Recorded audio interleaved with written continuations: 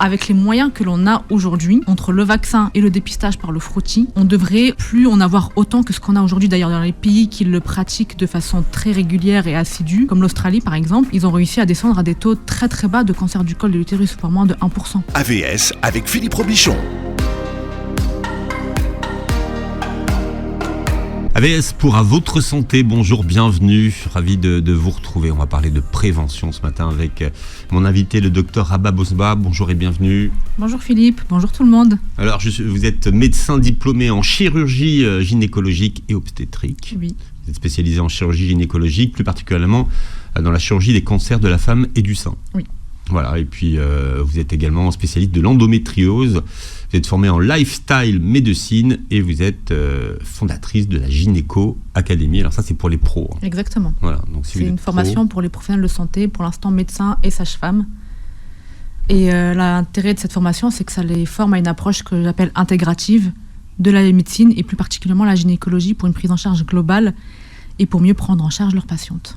Bien. Un des messages qu'on fera passer ce matin, c'est un suivi gynécologique régulier. Mais c'est quoi la bonne fréquence d'un suivi gynécologique ? En moyenne, c'est 1 fois par an.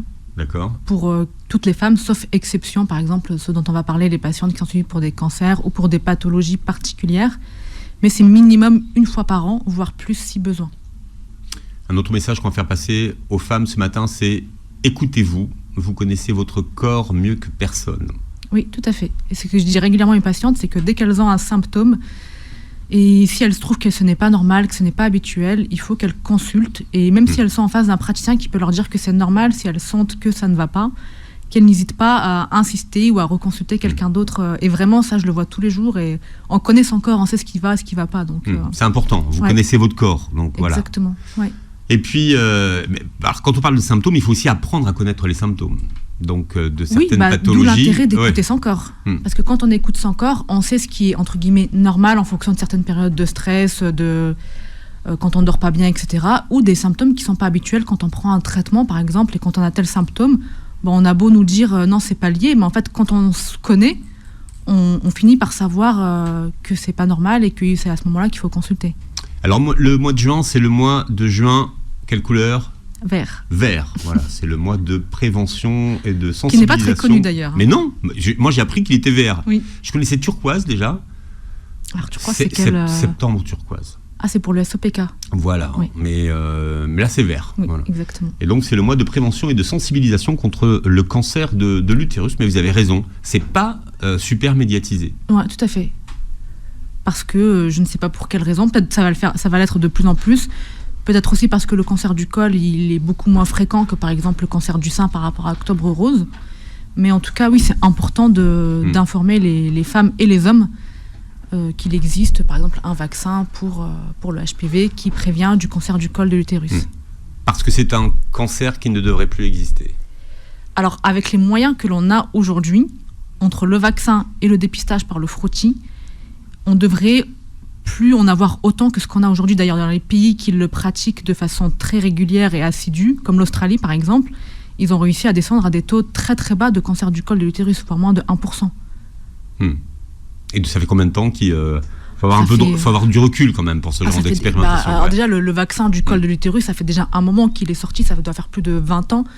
Et donc oui, maintenant ils en sont arrivés là. Le problème, c'est que nous, par exemple, en France, jusqu'à il y a très peu de temps, on vaccinait que les jeunes filles et pas les garçons, alors que les garçons peuvent attraper le papillomavirus et le transmettre aux jeunes filles. Donc forcément, on avait une efficacité qui était limitée.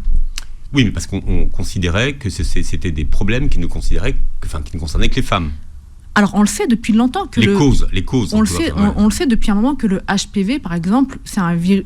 Pour expliquer aux auditrices et aux auditeurs ce que c'est le HPV, c'est un virus que l'on attrape, qui peut être soit sur la peau, soit sur les muqueuses. Et donc on sait que chez les hommes, par exemple, ça peut donner des cancers au niveau ORL, parce qu'il peut s'attraper au niveau des muqueuses. Ça donne des cancers du col, de la vulve, du pénis, de l'anus. En fait, partout où il peut donner des cancers.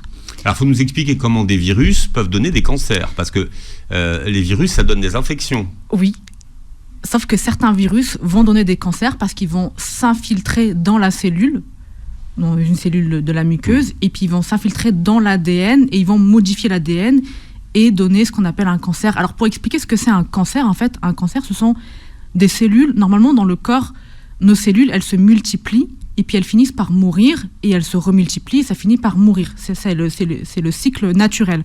Sauf que dans un cancer, ce qui se passe, c'est qu'il y a des changements, des mutations, qui font que dans l'ADN va changer, et que la cellule ne va plus mourir.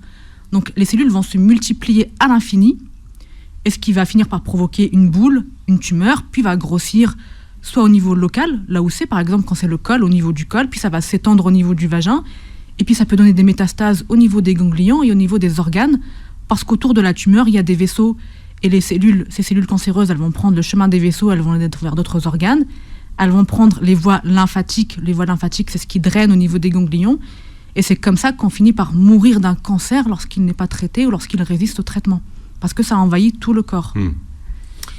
Alors, les HPV, les fameux papillomavirus humains, Oui. ils ont un statut de IST.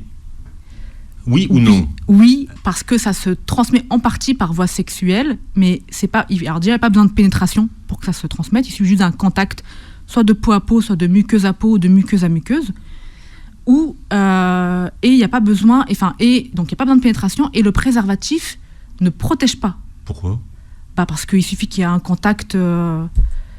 Ah oui. Il suffit qu'il y ait un contact, donc au moment où on met le préservatif, s'il y a au moment de la pénétration, et s'il y a déjà eu un contact auparavant, ça c'est déjà... En fait, il n'y a même pas besoin de...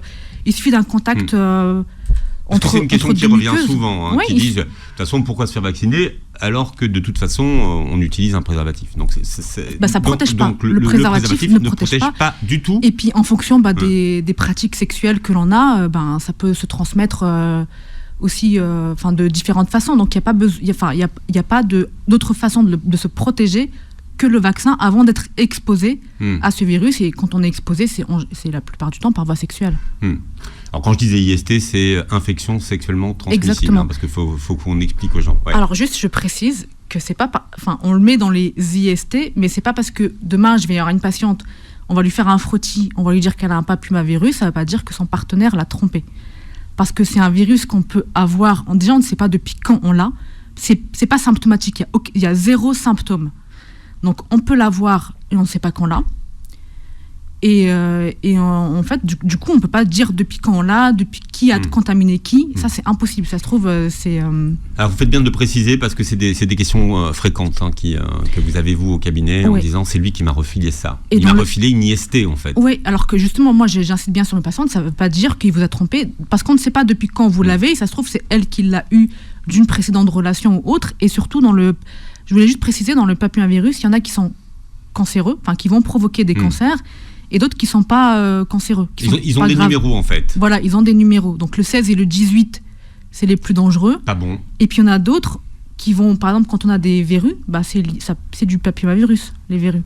Et dans les parties génitales, on appelle ça des condylomes. Ça fait comme des verrues, mais sur les parties génitales. Donc en fait, il y a 2 catégories. Et c'est du HPV, mais donc qui n'est pas dans les numéros... mais qui n'est pas oncogène. Alors il y a le 16, le 18, et puis il y en a d'autres. Oui, il y en a plein. D'ailleurs, le vaccin, il en cible 9. Les plus dangereux, les plus à risque de cancer. Voilà, c'est ça qu'il faut comprendre. Exactement. Tous les papillomavirus ne sont pas à l'origine de cancer. Oui. Et le vaccin, il va cibler les principaux à risque, mais malheureusement, il ne va pas cibler le 100% des HPV qui sont à risque. C'est pour ça qu'après, il faut continuer à faire un dépistage par le frottis du col de l'utérus. Parce que l'âge arrive à partir de 25 ans.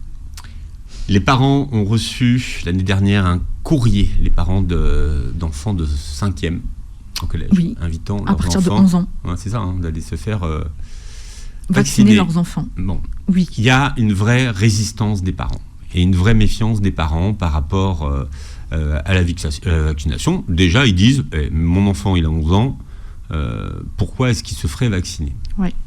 Alors, déjà, par rapport au vaccin lui-même et aux risques et complications, moi, je peux rassurer les parents d'élèves parce que les études ont vraiment prouvé que ce vaccin-là, il y a de rares complications en fait, au vu du nombre, parce que c'est un vaccin que l'on pratique depuis plus de 20 ans au niveau international.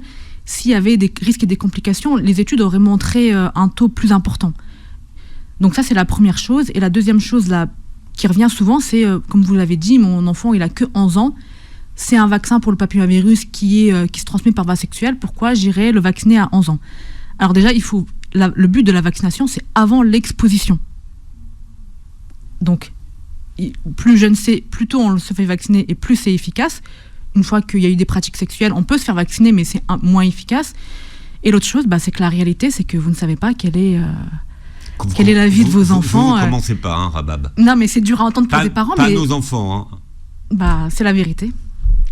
En fait, ce vaccin-là, il a pour but, il faut se dire qu'il a pour but de protéger vos enfants. Donc, si c'est pas à l'adolescence parce qu'ils auront pas de pratique sexuelle adolescent, ce sera pour plus tard quand ils seront adultes. Et vous ne savez pas avec quel partenaire ils auront. Ça se trouve, ce sera un partenaire qui aura eu un HPV et donc elle ou il faut qu'il soit protégé. Donc c'est une protection. Mais pourquoi se vacciner à 11 ans quand on a prévu de se marier à 35 ? Parce que ça revient. De toute façon, moi je me marierai pas avant 25 ans donc. Parce que après, si la personne elle-même, si la jeune fille ou l'adolescent veut attendre, c'est possible. En France, la prise en charge, c'est de 11 à 14 ans avec les 2 injections, ou on peut décaler de 14 à 19 ans avec 3 injections. Pour les garçons, non ? Les jeunes filles et les garçons, c'est 11 ans. C'est 2 injections. Mais après, si par exemple à 14 ans, on n'a toujours pas fait le vaccin, on peut se faire vacciner. Mais après, dans ce cas-là, il y a 3 injections au lieu de 2. Donc ça, Mais moi, j'ai des jeunes filles qui viennent à 20 ans ou 22 ans et qui me disent justement ma mère n'a pas voulu me vacciner mais moi je veux me vacciner pour me protéger. Donc après comme c'est des enfants, ça reste à la responsabilité des parents de les vacciner, c'est pas à l'enfant de décider. Mais ce que les parents doivent bien comprendre, c'est que ça protège leurs enfants. Et vraiment on ne sait pas à quoi seront exposés les enfants, leurs pratiques. Et quand je vous dis que c'est la réalité de ce que je vois dans mon cabinet, c'est la réalité. Donc ce que vous faites passer, c'est un message médical en fait. Exactement. De prévention. Oui, de prévention. Et vous maîtrisez pas la vie de vos enfants. Enfin, moi, j'ai des mères qui me disent oui, mais ma fille, elle va se marier à tel âge, elle aura qu'un seul partenaire. C'est ce que je vous disais, oui, de toute façon. Mais qu'est-ce que vous en savez ? Enfin, personne ne le sait. Donc nous, notre rôle en tant que parents, j'estime que c'est de les protéger, comme on pourrait les protéger d'autres vaccins, d'autres infections par d'autres vaccins. On répète qu'aujourd'hui, c'est garçons et filles. Oui, parce que, comme je le disais, c'est un virus que les garçons et les filles peuvent attraper et que ça s'attrape au niveau de la peau et des muqueuses et que chez les hommes, il y a beaucoup de cancers ORL au niveau de la gorge, donc, qui est lié au papillomavirus, lié à des pratiques sexuelles orogénitaux, par exemple. Donc, ça commence à sortir. C'est vrai qu'on n'en a pas parlé pendant des années. On a limité ça au risque du cancer du col de l'utérus. Donc c'est vrai que pour la plupart des gens, c'était un problème féminin. Mais non. Parce qu'il y a aussi des cancers du pénis, de l'anus, beaucoup moins importants, mais ils existent quand même, donc il faut...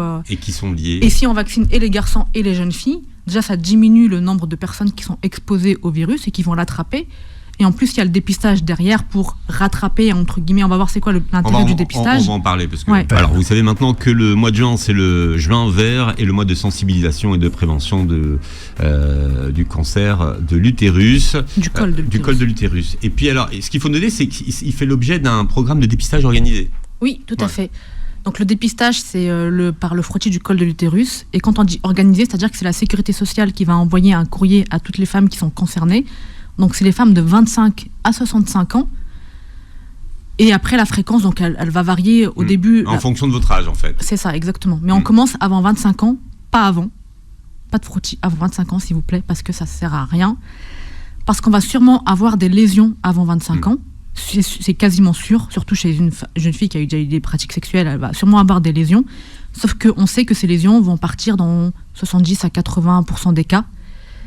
Et donc, ça ne sert à rien de s'alarmer devant des lésions chez une fille de 18 ou 20 ans et qu'on ne va pas pouvoir faire grand-chose. Qu'est-ce qu'on cherche à travers un frottis ?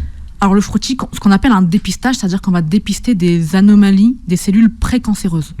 Avant même que les cellules ne deviennent cancéreuses, on va les dépister grâce au frottis. Donc, le frottis, on va prendre des cellules au niveau du col, on va les analyser. Alors, avant, ce qu'on faisait, c'est qu'on regardait s'il y avait des cellules anormales ou pas. Maintenant, ce qu'on fait, c'est qu'on va rechercher le fameux papillomavirus. S'il est là, on va regarder s'il y a des cellules anormales ou pas. S'il n'y a pas de cellules anormales, on s'arrête là et on refait un frottis à 1 an. Parce que comme il y a le papillomavirus et qu'on sait qu'il peut donner d'autres lésions, on surveille à 1 an. Et s'il n'y a rien, à ce moment-là, on refait un frottis dans 5 ans, pas avant. Enfin, à partir de 30 ans, c'est tous les 5 ans. En fait, le premier frottis, c'est 25 ans. On en refait un an après, donc 26 ans. Puis un autre 3 ans après, s'il est normal. Et après, on passe à tous les 5 ans.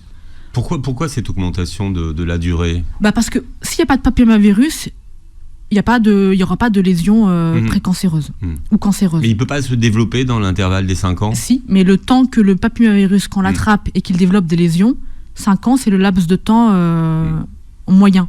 Il va pas se développer, on ne va pas avoir des lésions précancéreuses en 1 ou 2 ans. Peut-être ça peut arriver, mais c'est exceptionnel, donc on ne va pas le proposer systématiquement. En gros, c'est le protocole, quoi. Voilà, en fait, il faut savoir des anomalies précancéreuses ou cancéreuses, pour pas que ça arrive, par rapport à ce que je vous disais au début, les cellules qui se changent et qui se multiplient, ça prend des années. Le cancer n'apparaît pas en quelques mois, sauf cas exceptionnel d'un cas fulgurant, mais la plupart du temps, les modifications sont très progressives et se passent sur des années et des années. Donc c'est pour ça qu'on a espacé tous les 5 ans, parce qu'on a estimé que entre-temps, ça ne servait pas à grand-chose. Bien sûr, il faut maintenir le suivi gynécologique avec un examen clinique. Et si le médecin ou la sage-femme, elle voit qu'il y a des anomalies, à ce moment-là, on fait des frottis. Ou si la patiente elle a des symptômes anormaux, comme des saignements après les rapports ou des choses comme ça, là, on va être plus vigilant. Mais sinon, on va pas le faire de façon systématique entre les 5 ans. Alors, ce qu'on appelle des tests de dépistage du HPV, c'est le frottis. Oui. Il n'y a pas d'autres tests, c'est ça, c'est celui-là. Oui, c'est celui-là, c'est le frottis, le petit... D'accord. Et donc, à partir de 25 ans. Voilà, et j'insiste vraiment parce qu'il y a beaucoup de médecins et peut-être de sages-femmes aussi qui l'en font, et peut-être des patientes aussi qui sont stressées et qui réclament de le faire avant 25 ans.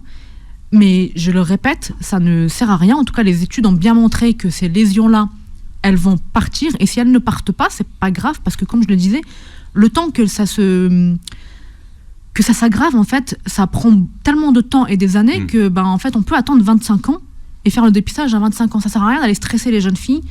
Déjà, faire un examen gynécologique à une jeune fille de 20 ans ou moins, c'est pas forcément agréable ou évident à faire. Donc, on laisse les jeunes filles tranquilles. À 25 ans, par contre, il faut le faire. Et après, on suit le protocole, comme on le disait. S'il n'y a pas d'anomalie à 1 an, s'il y a des anomalies, on voit ce qu'on a. Et puis, Ce qui veut dire que c'est un cancer à évolution lente, c'est ça ? Il n'y a pas d'évolution fulgurante de ce type de cancer.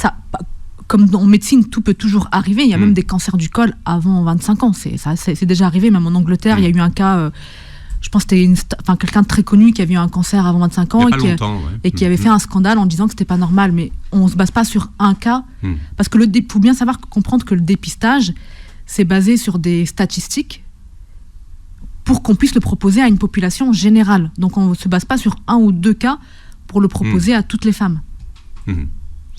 Alors, quels sont les symptômes d'un cancer du col de l'utérus ? Alors, pour arriver à un cancer du col de l'utérus, les principaux symptômes, ça va être soit des saignements après les rapports, parce que le col il y avoir des petites lésions au niveau du col, et donc au moment du rapport, ça va saigner, soit des saignements tout court en dehors des règles, et si vraiment on attend de consulter, on ne consulte pas tout de suite, il peut y avoir des pertes sales, des pertes malodorantes, des douleurs dans le bas du ventre, des douleurs quand on va faire pipi.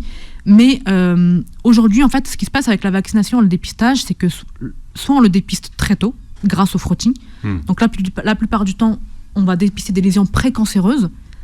Et les lésions cancéreuses, on va en dépister, mais de façon beaucoup moins fréquente. Ou soit c'est des patientes qui sont en rupture de parcours médical ou des patientes très précaires qui ne vont pas consulter. Et à ce moment-là, on va le diagnostiquer de façon assez avancée et évoluée. Il est bien suivi, ce dépistage, ou pas ? Pas assez, pas suffisamment. Et c'est pour ça qu'il reste encore... En France, je crois que la prévalence, c'est à peu près 3000 cancers du col par an, dans 1000 décès. Donc ce qui est quand même beaucoup, alors qu'on a un moyen on a et la vaccination et le dépistage. Et si toutes les femmes suivaient le dépistage, comme on dépiste les lésions avant le cancer et qu'on peut les traiter en retirant la partie du col qui est malade, on ne devrait plus diagnostiquer des cancers du col avancés, en fait, de façon... Quand je dis avancés, c'est vraiment des grosses lésions au niveau du col, et qu'à ce moment-là, c'est la chirurgie ou de la radiothérapie, de la chimiothérapie qui vont être nécessaires. Ce sont des gros traitements. Ouais. Est-ce que c'est un cancer à risque de récidive ? Oui, parce que, en fait, tout dépend du stade auquel on le diagnostique. Si on l'a diagnostiqué très tôt, c'est très, très faible risque de récidive. Si on l'a diagnostiqué de façon assez évoluée, oui, il y a des risques de récidive et des risques de décès liés à ce cancer. C'est pas rare pour le coup lorsque c'est diagnostiqué à des stades avancés. Alors, vous parlez beaucoup de prévention. Comment est-ce qu'on peut prévenir un cancer du col de l'utérus ? À part la vaccination, pour le coup, Dans le lifestyle, est-ce qu'il y a des matières à éviter, à porter J'ai pas comment dire, d'articles, j'ai pas vu d'articles ou de choses là-dessus, parce que 99,9% des cancers du col sont liés au papillomavirus. Donc la seule façon c'est de se protéger de ce vaccin. Donc ça reste pour moi la vaccination, le moyen le plus sûr. Après, le reste des autres cancers, on ne sait pas trop à quoi c'est dû. Après, il y a des facteurs, c'est vrai que j'en ai pas parlé, mais des facteurs qui vont favoriser l'infection de ce papillomavirus. Enfin, pas l'infection, mais le fait que le corps ait du mal à éliminer le papillomavirus, comme par exemple le tabac, parce que ça diminue un peu l'immunité. Les femmes qui prennent des traitements immunosuppresseurs, ou les femmes ou les hommes qui ont des maladies telles que le VIH, qui vont avoir des problèmes d'immunité. Donc ça, c'est des facteurs en plus. Mais le fait de ne pas les avoir ne va pas forcément protéger de ne pas avoir de cancer du col. Mais tout le monde est concerné. Vraiment, faut pas croire que ça touche que les autres. Hein. Enfin, c'est comme toute maladie, on pense que c'est les autres, mais j'ai eu dans ma patientèle des patientes musulmanes très pratiquantes et qui l'ont eu. Donc voilà, je le dis ça parce que je sais que dans votre... Non, mais c'est pas parce qu'il y a les autres de mauvaise vie. Non, exactement, voilà, donc tout le monde est concerné. Voilà, donc franchement, enfin, en France, on a la chance et d'avoir la vaccination et d'avoir le dépistage. C'est vraiment dommage d'arriver à diagnostiquer un cancer évolué à ce stade-là, en fait. C'est vraiment dommage. Quelles sont les conséquences sur la sexualité de ce cancer ? Alors, tout dépend encore du stade. Quand on diagnostique un cancer du col, dans la majorité des cas, sauf cas exceptionnels des patients très jeunes ou qui n'ont jamais eu d'enfant, on va leur proposer un traitement chirurgical. Donc le traitement, ça va être l'ablation du col avec l'utérus, les trompes, les ovaires, voire plus ou moins des ganglions. Ça, c'est la base. Donc ce type d'opération, ça s'appelle une hystérectomie. Et en général, il n'y a pas trop de conséquences sur la sexualité après. Il n'y a pas eu les études ou même de retour de patientes sur la sexualité. En revanche, lorsque c'est un stade très avancé, par exemple, lorsque ça touche le vagin, lorsque ça touche la vessie ou le rectum, qui sont des organes autour du col de l'utérus, la chirurgie, elle va forcément être beaucoup plus invasive. Et donc, dans ces cas-là, oui, il peut y avoir des problèmes de sexualité parce qu'on va retirer des bouts de vagin. Donc après, il peut y avoir des douleurs pendant les rapports, des problèmes de sécheresse. Si on touche aussi des organes autour, et franchement, quand on est des stades vraiment avancés, on peut être amené à retirer la vessie, par exemple, et avoir une poche. Donc, ça touche à la féminité, ça touche au corps. Donc, oui, il peut y avoir des impacts sur la sexualité. Oui, et sur justement le fait d'avoir un projet de maternité. Alors, pour les patientes qui n'ont jamais eu d'enfant et qui ont un cancer du col, dans ces cas-là, il faut qu'elles soient vraiment suivies dans des centres de référence, des centres de référence vraiment adaptés. On peut leur proposer des traitements qui vont être ce qu'on appelle conservateurs, où on va retirer juste la partie du col qui est malade et laisser l'utérus en place. Mais c'est vraiment des cas très exceptionnels avec des validations auprès des équipes spécialisées et une surveillance très rapprochée. Parce que dans ces cas-là, le risque de récidive, il existe parce qu'on n'est pas sûr d'avoir tout retiré.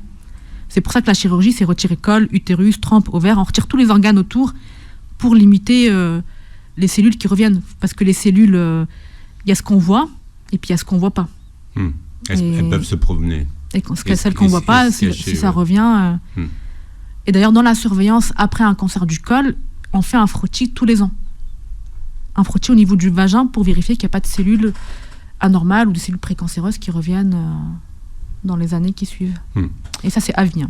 Alors, il y a 2 vaccins aujourd'hui. Est-ce que l'un et l'autre sont prescrits ou il y en a un qui est plus ou moins imposé ? Alors, il n'y en a pas qui sont imposés. Non, quand je dis imposé, on dit prenez celui-là parce qu'au moins vous serez vacciné de tout. Oui, on va prescrire celui qui va cibler les 9, le maximum de papillomavirus. En général, c'est le Gardasil qui est le plus souvent prescrit et qu'on recommande d'ailleurs. D'accord. Et l'autre, celui qui cible que le 16 et 18 ? Pour moi, il n'y a pas d'intérêt à le... Enfin, en général, ce qu'on prescrit, c'est le Gardasil parce qu'on va cibler le maximum de papillomavirus qui est à vacciner, autant cibler tout ce qu'on peut. On parle de prévention des cancers féminins avec mon invité, le docteur Rabab Mosbah, qui est médecin gynécologue. On vous suit sur les réseaux, Doc ? Oui, tout à fait. Doc Santé Gynéco sur Instagram. Doc-santé-gynéco. On va parler du cancer du sein. Une question qui revient souvent, c'est pourquoi j'ai pas d'antécédents familiaux, j'ai pas de facteur de risque, je fais tout bien, Et Ouais. j'ai quand même eu un cancer du sein. Oui. Alors, c'est vrai que dans le cancer du sein, Comment on peut l'expliquer, ça? il y a des facteurs de risque qui sont connus. Et il y a des choses qu'on peut ne pas faire ou faire pour diminuer le risque d'avoir un cancer du sein. Maintenant, on n'est pas égaux face à la maladie, on va dire. Il y a des variabilités entre chaque individu. Et surtout, on ne contrôle pas tout, en fait, dans la santé et dans l'environnement dans lequel on vit. Parce que dans les facteurs de risque, il y a des choses environnementaux, mais par exemple, la présence de produits cancérigènes, de perturbateurs endocriniens ou autres, on est tous et toutes exposés. Et on a beau vouloir manger bio, faire des choses clean, etc., mais on ne peut pas les limiter à 100%. Donc déjà, ça peut être une explication. Et la deuxième chose, c'est qu'au niveau individuel, dans notre génétique, malheureusement, il y a certaines personnes qui vont être plus exposées que d'autres. Alors là, je parle de génétique, je ne parle pas des cancers héréditaires qui touchent les gènes qui sont connus pour le cancer du sein, qui sont le BRCA 1 et 2. Je parle vraiment dans la génétique, parce que justement, ce dont je parlais, ce qu'on appelle les xénobiotiques, ce sont des produits extérieurs qui risquent de donner des cancers. Comme les perturbateurs endocriniens, comme dans l'alimentation, des choses que l'on consomme et qui vont être métabolisées par notre corps. Et donc, dans ce métabolisme-là, ça va induire des mécanismes, des réactions dans le corps avec des gènes. Et certaines personnes vont être prédisposées parce que dans leurs gènes, ils ne vont pas métaboliser comme il faut ces produits-là. Parce que ces produits, le temps qu'ils soient métabolisés, ils vont être toxiques pendant un certain temps jusqu'à ce qu'ils soient éliminés. Et donc, je ne vais pas rentrer dans les détails parce que c'est vraiment très compliqué. Même nous, en tant que médecins, c'est compliqué. Nous, on peut prendre le temps. Hein. Moi, je trouve ça intéressant. Ces produits-là, par exemple, quand ils sont métabolisés par le foie, il y a des réactions enzymatiques qui font intervenir ce qu'on appelle des cytochromes. Et donc, ces cytochromes, en fonction de la génétique, ils vont être plus ou moins impliqués dans l'apparition de cancers. Et c'est pour ça qu'une femme qui fait tout bien, comme vous dites, qui n'a pas de problème de cancer dans la famille, qui n'a pas de problème de poids... Qui fait son histoire familiale, qui remonte, mère, grand-mère, il suffit qu'elle ait une prédisposition. Mais ça, on ne le sait pas, en fait. C'est des variabilités qu'on ne peut pas prédire et que ça ne sert à rien d'aller chercher, entre guillemets, parce que c'est des analyses très précises, très coûteuses. On ne pourra pas changer la donne, parce que ça fait partie de notre génétique. Donc ça, et puis surtout, moi, ce que j'insiste, il y a la génétique, notre variabilité interindividuelle, et l'environnement dans lequel on vit. Malheureusement, aujourd'hui, en 2024, on est exposé constamment à des perturbateurs endocriniens, à des produits toxiques, soit dans l'alimentation, dans la pollution, dans ce qu'on consomme comme produits d'entretien, les vêtements. Et ça, on ne pourra jamais l'enlever à 100%. Mais quels sont les gestes simples à adopter au quotidien, par exemple ? Alors, déjà, dans l'alimentation, on va commencer par l'alimentation. Ne pas consommer d'alcool, pas de tabac, parce que ça, c'est les produits cancérigènes. Une alimentation, ce qu'on appelle méditerranéenne, riche en fibres, parce que les fibres et les légumes et les fruits, ils ont des propriétés antioxydantes. Et donc, dans les réactions enzymatiques dont je parlais tout à l'heure, il y a ce qu'on appelle le stress oxydatif qui va provoquer des radicaux libres qui, eux, vont agir sur l'ADN et provoquer des mutations au niveau de l'ADN avec des cellules qui vont se multiplier. Donc, une alimentation méditerranéenne, riche en fibres, riche en huile d'olive, en oméga 3, etc. Ça tombe bien. Pourquoi ? Parce que c'est un bon régime. Bah oui, tout à fait. Et donc, du coup, à contrario, enlever tout ce qui est alimentation industrielle, parce que y a beaucoup d'additifs qui, eux, pareil, vont induire des mutations au niveau génétique. Donc ça, c'est la première chose. La deuxième chose, le sommeil, très important. Mais il y a des études qui ont montré que chez les femmes qui ont des métiers avec des travails de nuit ou des travails en décalé, genre quoi ? Hôtesse de l'air, infirmière, plus de risque de cancer du sein. Parce que ça entraîne une modification au niveau du rythme circadien et des perturbations au niveau hormonal, puisque le cancer du sein, c'est principalement un cancer hormonodépendant. Et donc, elles vont avoir plus de risques de cancer du sein. Alors, 60 à 70% des tumeurs mammaires sont considérées comme étant hormonodépendantes. Alors, expliquez à tout le monde ce que ça veut dire hormonodépendant, parce que tout le monde ne sait pas ce que ça veut dire. Hormonodépendant, ça veut dire que c'est un cancer qui va être induit par une exposition soit trop longue, soit trop importante au niveau hormonal. Donc là, en l'occurrence, pour le cancer du sein, ça va être pour les oestrogènes. Et que du coup, tout traitement hormonal après le cancer du sein sera contre-indiqué pour ne pas induire une récidive. Et ces femmes-là, elles vont avoir une hormonothérapie, ça veut dire des traitements qui vont bloquer les récepteurs au niveau, pour pas que les hormones puissent agir dessus. Mais comment les œstrogènes agissent sur le cancer du sein ? Comment on a fait le lien, en fait ? C'est-à-dire que, en fait, on voit quand on analyse, quand on prend une tumeur du sein et qu'on l'analyse au niveau histologique, c'est-à-dire on prend un bout de tissu, on analyse au niveau du microscope, on voit les récepteurs hormonaux positifs, donc œstrogènes et progestérone. Et certaines tumeurs, on ne voit pas de récepteurs hormonaux, ni œstrogènes, ni progestérone. Et ceux-là, ils sont paradoxalement, ils sont de moins bons pronostics, on va dire, parce qu'on va avoir un traitement en moins à proposer aux patientes. Alors, de nombreuses études ont été menées sur l'impact de la pilule contraceptive hormonale sur les cancers du sein. Alors, qu'est-ce qu'on peut dire ? On fera une émission d'ici quelques semaines sur la contraception hormonale et pas hormonale. Mais quelles sont les conclusions, en fait ? Alors, ce qu'on peut dire, c'est que les études, elles montrent qu'effectivement, il y a un risque de cancer du sein chez les femmes qui prennent la contraception hormonale, mais de façon prolongée. Ce qui revient, c'est en moyenne une dizaine d'années. Parce que forcément, c'est un traitement hormonal à base d'œstrogènes. Ça expose les femmes aux oestrogènes, mais il faut que ce soit de façon prolongée, en fait, pour qu'il y ait ce risque de cancer du sein. Et c'est pour ça que c'est contre-indiqué chez les femmes qui ont déjà eu un cancer du sein. On ne va pas leur donner un traitement hormonal qui va risquer de leur faire des récidives. Mais il n'y a pas de contre-indication chez des femmes qui ont eu un antécédent familial de cancer du sein ou un cancer héréditaire. Il n'y a pas de contre-indication. La question qui revient souvent, c'est est-ce que la pilule donne le cancer ? Après 10 ans, il y a un risque, un sur-risque. En dessous de 10 ans, les études n'ont pas montré qu'il y avait plus de risque de cancer du sein. Donc c'est la durée qui fait le risque dans ce cas-là. Exactement. Et après, encore une fois, c'est vraiment du cas par... Enfin, il faut vraiment comprendre que c'est du cas par cas dans le sens où ça dépend à qui on prescrit la contraception. Si on le prescrit à une femme qui avait déjà des facteurs de risque de cancer du sein, on ne peut pas dire que c'est la pilule qui a provoqué le cancer du sein, mais c'est peut-être plus les facteurs de risque qui étaient là à la base. Alors le dépistage, pour qui et comment ? Alors en France, le dépistage organisé, c'est de 50 à 74 ans. Et c'est tous les 2 ans, avec une double lecture. C'est-à-dire qu'à chaque fois, il y a 2 radiologues qui relisent les images de mammographie pour être sûr qu'on ne passe pas à côté d'une lésion. Alors ça, c'est le dépistage organisé. On peut, comme moi, prescrire avant 50 ans, à partir de 40 ans, mais là, on sort du cas du dépistage. C'est vraiment des prescriptions. Le dépistage, il est pris en charge, vous avez une invitation, bon voilà. Moi, je le prescris à partir de 40 ans, parce que pareil, il y a des études au niveau international qui montrent qu'il y a autant de cancers du sein entre 40 et 50 qu'entre 50 et 60 ans.